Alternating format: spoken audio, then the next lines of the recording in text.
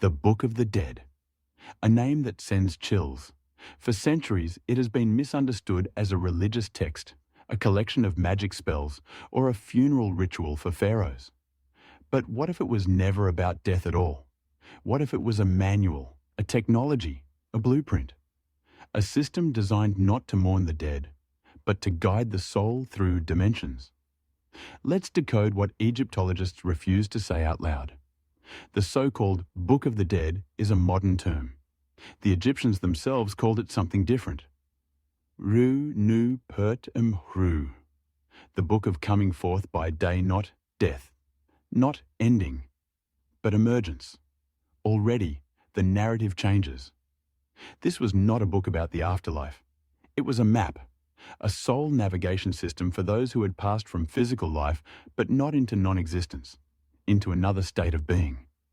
Across temples, papyri, sarcophagi, and tomb walls, this book appears in fragments. No two versions are exactly the same. It was personalized, customized for the individual who commissioned it. But the core remains, the weighing of the heart, the 42 negative confessions, the Hall of Mart, the journey through the Duat, the Egyptian underworld, all told through symbols, metaphors, and codes. Let's begin with the Duat. Western thought frames the Duat as the underworld, like hell. But in Egyptian cosmology, it wasn't a place of punishment. It was a realm of testing, where the soul faced not damnation, but transformation. The Duat was divided into 12 gates or hours, each representing a stage of awareness, a vibration, a level of inner mastery. Every hour of the night required knowledge, balance, and alignment to proceed. Some see these as astronomical markers, linked to the sun's journey through the underworld. Others now believe they represent something even more complex, dimensional gateways. Each stage may correspond to a frequency, a state of consciousness, or even a specific region of the human brain. And at the center of this maze is the soul. The soul, or Ba, travels with the Ka, its energetic double. Together, they face entities, guardians, and trials. These are not demons. They are forces, archetypes, vibrations. The infamous weighing of the heart is not just poetic. Your heart, seat of truth, was weighed against a feather, the symbol of Ma'at, cosmic balance. If the heart was heavy with lies, it was devoured by Ammit, the devourer. But what if this wasn't judgment, but calibration? A test of vibrational purity? Ancient mystery schools believed that the body was the temple, and the soul its traveller. Upon death, if one's energy frequency resonated with truth, one could ascend. If not, reincarnation, or oblivion. So what is the Book of the Dead? It is a handbook for soul ascension, and possibly something more. Let's go deeper. The spells in the book, there are over 200 of them, are not incantations in the magical sense. They are instructions, algorithms, programs. They guide the soul through identity shifts, light activation, protection protocols. Some call them commands, much like code in a computer system. Spell 125, the most famous, is the 42 negative confessions. I have not lied.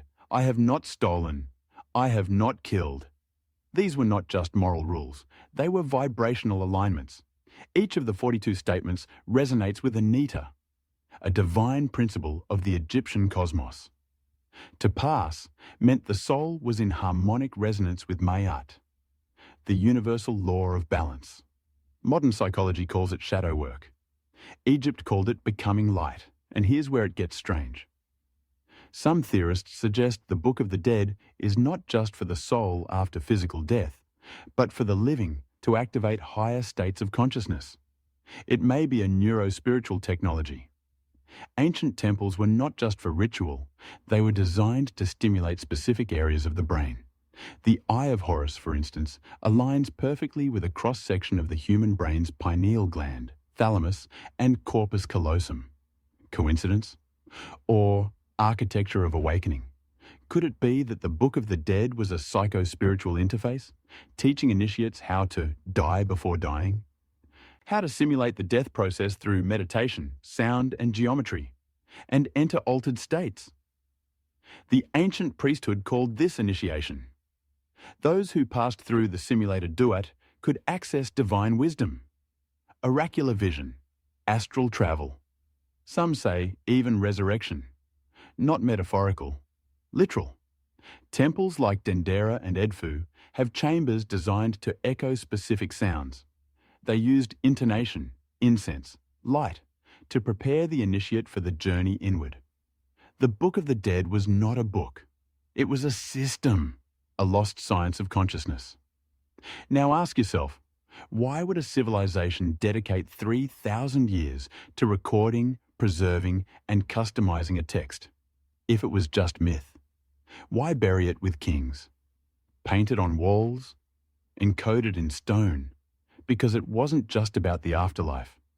It was the key to memory, power, and return. Return to the stars. Return to source. The Book of the Dead repeatedly refers to the soul becoming Ach, a luminous being of light who travels among the stars of Orion, the region of the duat in the sky. Was this poetic or literal star travel? Remember, ancient Egyptians believed their gods came from the stars. And when the pharaoh died, he was said to join the circumpolar stars, the undying lights of the night.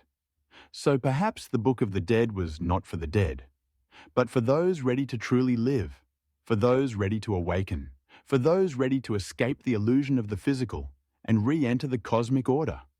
And maybe that's why it was buried. Maybe that's why we were told it was mythology. Because if enough people understood the code, they would no longer be controllable. They would no longer fear death. They would no longer forget who they truly are. So the next time you hear the Book of the Dead, don't think of coffins or tombs. Think of frequency, memory, awakening, and perhaps your own map home. Subscribe to Notebook of Secrets for episodes yet to come.